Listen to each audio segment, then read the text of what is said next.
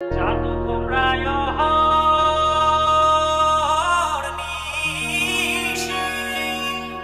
কিন্তু চাইলে আপনার নিকাবটা খুলে নিতে পারেন, বাইরের হাওয়া বাতাসে আপনার অনুভব একটু কমে যাবে। কেন শুধু শুধু আমাকে বিরক্ত করছেন?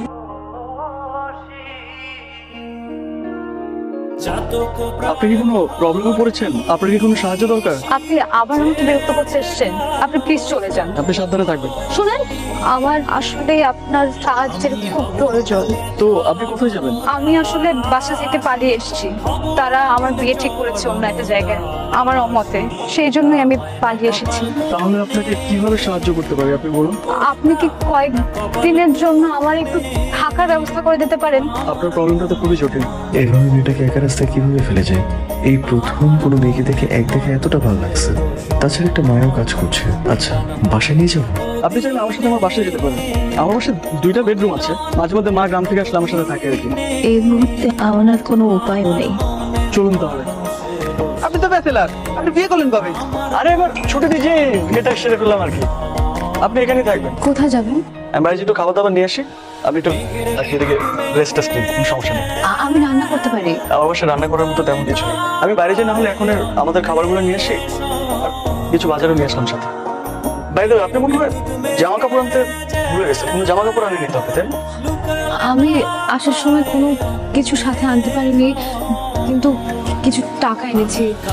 আপনি এটা প্লিজ আপনার কাছে রাখেন। এই টাকাটা আপনি আপনার কাছে রাখেন, আপনি আপনার কাছে খরচ করবেন, ঠিক আছে? বা এটা কি আমার বাসা? আপনাকে আমি কি বলছিলাম, আপনি ফ্রেশ হয়ে রেস্ট করবেন। বাসা গুছিয়ে দেখেছেন কেন? আমি একদম অগোছলো থাকতে পারি না। আমি খুবই সরি, আপনার পারমিশন না নিয়ে আপনার বাসা। ওকে, এখানে আমাদের দুপুরের খাবার, বাজার আর মেয়েদের কিছু ড্রেস আছে। আমার বাসায় মেয়েদের ড্রেসের ব্যাপারে কোনো আইডিয়া নাই, কখনো কিনি নাই তো, তারপরও কয়েকটা কিনে আনছে আর কি। আপনি পরে যে পছন্দ করে কিনে নিতে পারবেন, কোনো সমস্যা নেই। আপাতত এখান থেকে একটা পরে নেন। আপনি শুধু শুধু কেন বলেন তো জামা কাপড় আনতে গেলেন? কি দরকার ছিল? তাই তো আপনি কি ডিসিশন নিছেন? সারা জীবনে একই জামায় থাকবেন?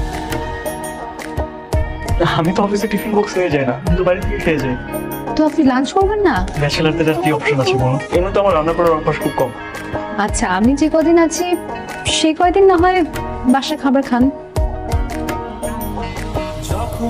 আচ্ছা, ধরেন আমি বাসার খাবার খেলাম, এখন বাসার খাবার যদি আমি অফিসে নিয়ে যাই, তারপর যদি আমার কলিগরা বলে যে বাসার খাবার কই থেকে আসলো, তখন আমি তাদেরকে কি বলবো? কি আর বলবেন? বলবেন আপনার মানে বলবেন আপনি বাসায় একটা কাজের লোক রেখেছেন, সে রান্না করে দিয়েছে। আর যদি কোনো প্রবলেম হয় আমাকে ফোন করবেন, আমি আমার নাম্বারটা এটা সেভ করে দিচ্ছি, কেমন? ঠিক আছে। চাচা, আপনি? শুনলাম তুমি নাকি বিয়ে করেছো, বিয়ে করে বউ নিয়ে আসছো, তাই বৌমাকে দেখতে চলে আসলাম।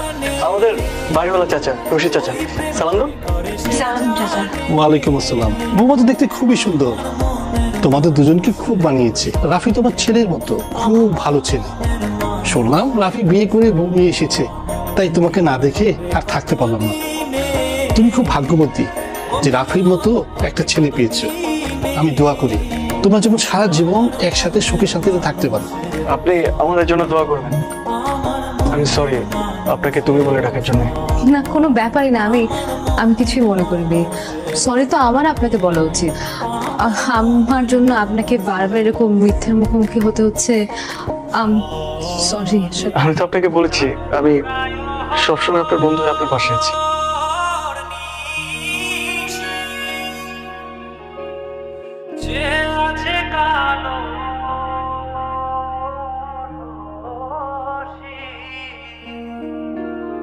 চাতক প্রায় নিশি যে আছে কালো শশী,